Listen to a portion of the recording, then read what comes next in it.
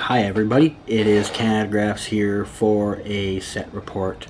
This is for The Flash Season 8. I do not know the episode number. It could be 13, could be 14. I think it's probably 13, but it could even be 12. This is from a week or so ago. And apologies in advance. Some of it's going to be a bit blurry. That is the stunt double for Caitlin / Frost up in the air, and I'm sure you have probably noticed that she's got a few more dark streaks in her hair than she did before. She's not donning the bright white hair anymore. As I said, some of it is a bit blurry. Sorry about that. Cameras at night are hit and miss on how they are for things like that. So, you know, one of the reasons I take a lot of shots and videos in certain times is because I know it's not always going to be the best because it's dark out. And, you know, this is the case with some of this. Like you can see there, even, you know, Grant Gustin, a little blurry, not best in focus. You can see behind him off to the far right there, out of frame now, but that was Danielle Panabaker getting her makeup done up. You can see her there. You can see she's wearing the brown hair. Grant is out there in his little gold boots, but I didn't see much of him. He was literally there for only about 3 takes. Here's a mystery guy that was on set that so far no one really knows, but people suspect he could be related to a new version of Firestorm, because you can see on his chest, he has a device on his chest. And you'll see in this scene with Frost here in a minute, like you see the double is, or that was Danielle that was there. Then she walks out of frame, and the double comes in because they need it to like be precision accurate. So they get someone that's going to be able to do it fast. Get in there. She does that. Then you see she pauses for a long time until Danielle comes back in. So Danielle comes back in. Now that that part is done, they fix her hair a little, get her all set up.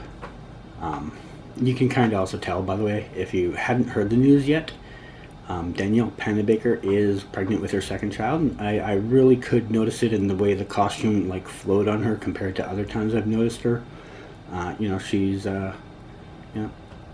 So here's the scene from the viewpoint of her doing it after the other stunt person grabbed it off his chest. So she's just going to pull away in a quick action. Eventually.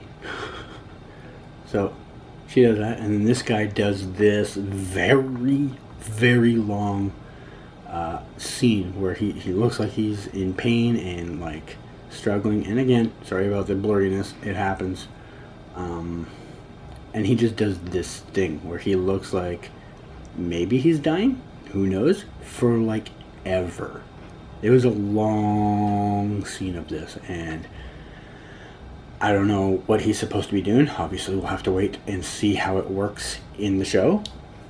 I saw a few people thinking this looked like the uniform of Ralph from early on, and I kind of see that look, but it's obviously not him. And here is some set photos from that night. So we start off, that is the stunt double for Caitlin Frost way up in the air on a crane. And they did a scene that you saw earlier where she gets dropped to the ground.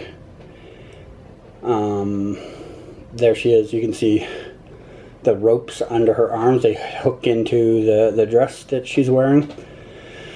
Sorry if I sound out of breath. I just had to go run a task really quick on crutches before I started editing this.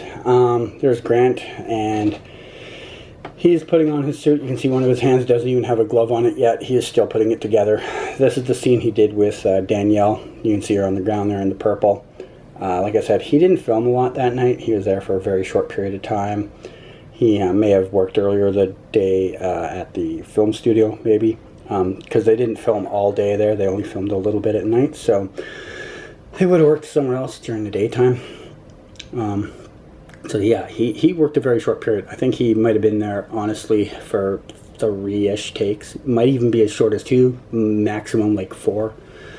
And then he was out of there, and then the rest of the night was Danielle and the mystery guy. You see him there again, putting his gloves on. The guy there holding them off to the side while he's putting them on. This is Danielle and her double standing there. Danielle's got the big winter coat. It was pretty cold that night. Not gonna slouch her for it. It was chillier than I thought it was going to be when I went out. In case you're going to a show at the Central City Theater, just warning, they've all been canceled. So yeah, don't go.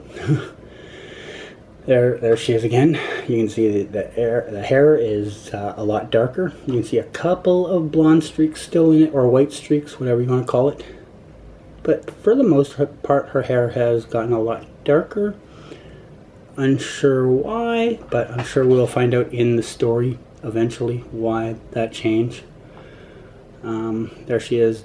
This is the scene that she did. I honestly, apologies. I know you're watching it in real time.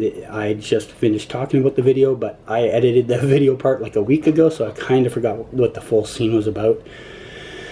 There she is on the ground. I remember the guy in the gray there, you know, is standing across from her when she gets up. That I do remember that much. And there he is. He's got that mystery thing on his chest that some people were talking about in some of their videos and photos.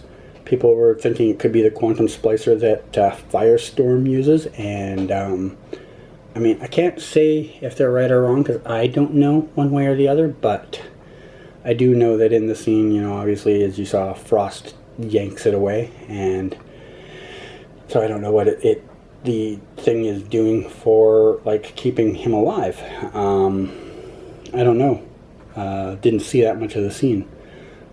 But, you know, the set was kind of short in the sense they weren't there all day. They were only there for a few hours at night. It just seemed to be these three actors, Grant, Danielle, and the mystery man, shooting that night. If they did anything with other cast, I did not ever find out about it, and I saw no sign there was going to be other cast there. So I wrapped up a little early. They went until a bit after midnight, like 12:30, 1 o'clock-ish, and I wrapped at like 11:30, 12-ish, so I was pretty sure no one else would be coming in after that. And that is it for this set report.